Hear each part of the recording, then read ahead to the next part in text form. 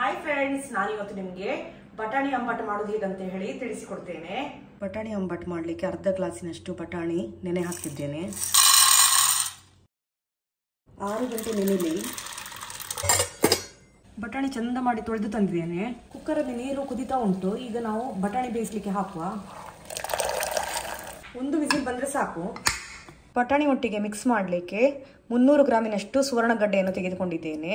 Cut ಮಾಡ್ತೇನೆ. ಈಗ ಸುವರ್ಣಗಡ್ಡೆ cut ಮಾಡಿ ತೊಳೆದು ತಂದೆ. ಬಟಾಣಿ ಬೆಂದಿತ್ತು ನೋಡಿ, ಒಂದೇ ವಿಸಿಲ್ ತೆಗೆದದ್ದು ನಾನು. ಬೆಂದ ಬಟಾಣಿಯನ್ನು ಬೇರೆ ಪಾತ್ರೆಗೆ ನಾನು ಶಿಫ್ಟ್ ಮಾಡಿದೆ. ಕಟ್ ಮಾಡಿದ ಸುವರ್ಣಗಡ್ಡೆ ಹಾಕ್ತಿದ್ದೇನೆ. ಉಪ್ಪು ಹಾಕುವ.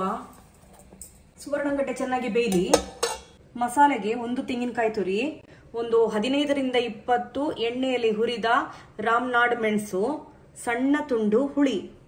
ರಾಮನಾಡ್ ಮೆಣಸು ತುಂಬಾ ಚಿಕ್ಕದಿರ್ತದೆ, ಹಾಗಾಗಿ ನಾನು 15ರಿಂದ 20 ತೆಗೆದುಕೊಂಡಿದ್ದೇನೆ. ನೀವು ಬ್ಯಾಡಗಿ ಮೆಣಸು ಹಾಕುದಾದ್ರೆ ಒಂದು 7ರಿಂದ 8 ಬ್ಯಾಡಗಿ ಮೆಣಸು ಎಣ್ಣೆಯಲ್ಲಿ ಹುರಿದು ಹಾಕಿದ್ರೆ ಸಾಕು.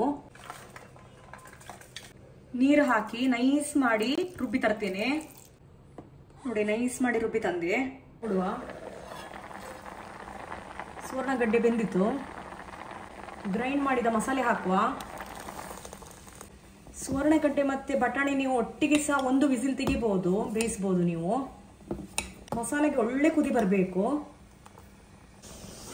ನೋಡಿ. ಒಳ್ಳೆ ಕುದಿ ಬರ್ತಾ ಉಂಟು. ಒಂದು 7-8 ನಿಮಿಷ ಹೀಗೇನೆ ಕುದಿ ಬರಬೇಕು. ಒಗ್ಗರಣೆಗೆ 1 ನೀರುಳ್ಳಿ ಕೊಚ್ಚಲು ಮಾಡಿಕೊಂಡಿದ್ದೇನೆ. ಒಗ್ಗರಣೆಗೆ 3ರಿಂದ 4 ಚಮಚದಷ್ಟು ತೆಂಗಿನೆಣ್ಣೆ. ನೀರುಳ್ಳಿ ಕೊಚ್ಚಲು ಹಾಕುವ. ಒಳ್ಳೆ ಕೆಂಪಗೆ ಹುರಿಬೇಕು.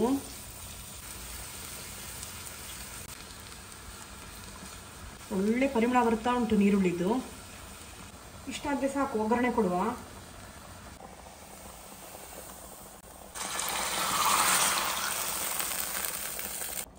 ನೋಡಿ, ನಮ್ಮ very simple recipe, delicious recipe ready ಆಯಿತು.